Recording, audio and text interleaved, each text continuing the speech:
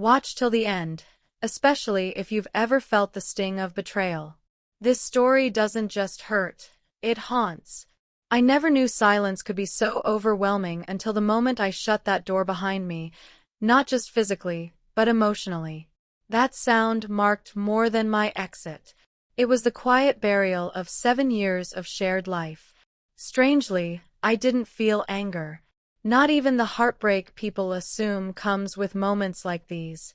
I was still, disturbingly still, like my spirit had finally gone quiet after years of screaming. We'd met in college. Sarah, perceptive, sharp, always mentally 3 moves ahead of everyone else. She was studying psychology, endlessly fascinated by what made people tick. That curiosity of hers pulled me in. She didn't just notice you, she enveloped you in her attention. Conversations that started late at night turned into dreams shared in daylight. Before we knew it, we were building a life together. After graduation, we moved in, got engaged, held a small wedding filled with soft music and smiling faces. 5 years we spent crafting a life that looked picture-perfect from the outside. She started her own therapy practice and was thriving. I landed a solid job in marketing at a tech company. Our routine had its own rhythm: morning coffee, weekend grocery trips, late-night binge-watching.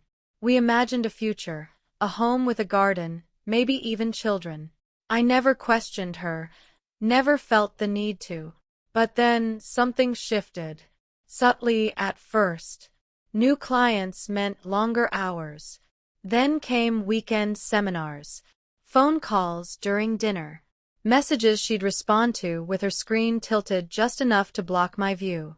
I told myself it was just ambition, part of her growth. Her excitement felt different, but I convinced myself it was still genuine. Until one Thursday night. She left her phone outside the bathroom before showering. It buzzed once, then again. A name I didn't recognize. A message that shattered everything. Can't wait to see you this weekend. Room 314. Same as always.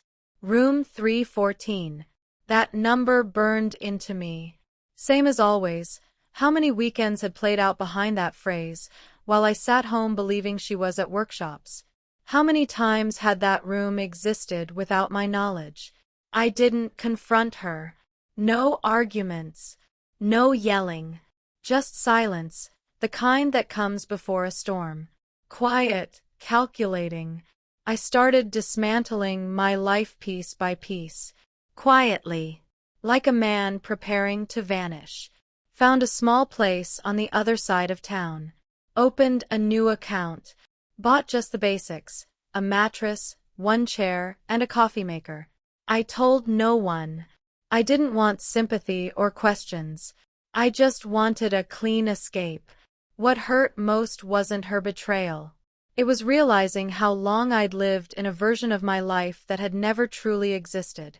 How many of her kisses were really silent goodbyes? How many times had "I love you" been nothing more than a distraction? On a random Tuesday morning, while she was at the gym, I finished packing the last of my things. I left my keys on the counter, my wedding ring beside them, and a note that said everything without needing a second sentence. I know about the conferences. I know about room 314. Please don't try to reach me. I shut the door. No dramatic scene. Just a soft click. A quiet, irreversible goodbye. The new apartment was empty, quiet, and perfect. It was where I would start over. I blocked her number.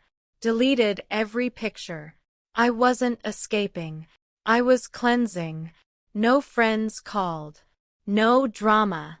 It was like I'd vanished from her world, and maybe I never really belonged in it to begin with.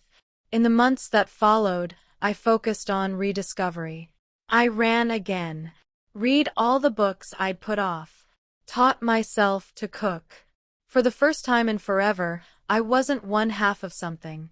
I was whole. And then, 18 months later, I saw her. It was after work. The sky hung low, heavy with gray clouds. I was walking toward my car when I noticed her, leaning against a parking meter, like a ghost who'd finally taken form.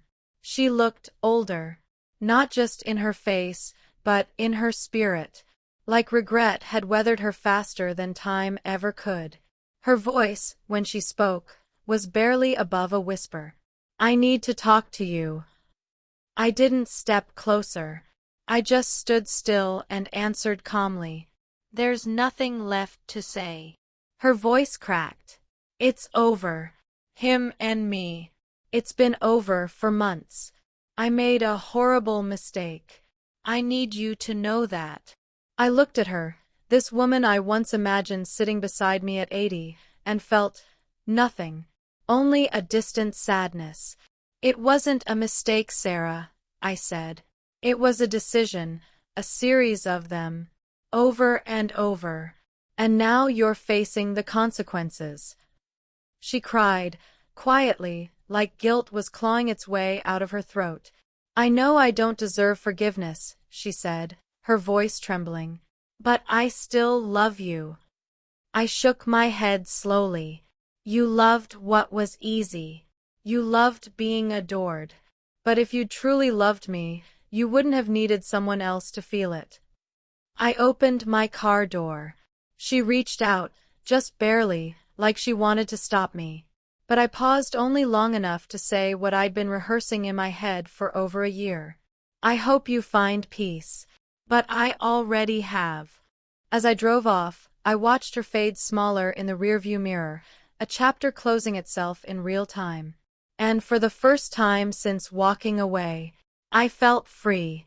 Because closure doesn't always arrive with apologies or answers.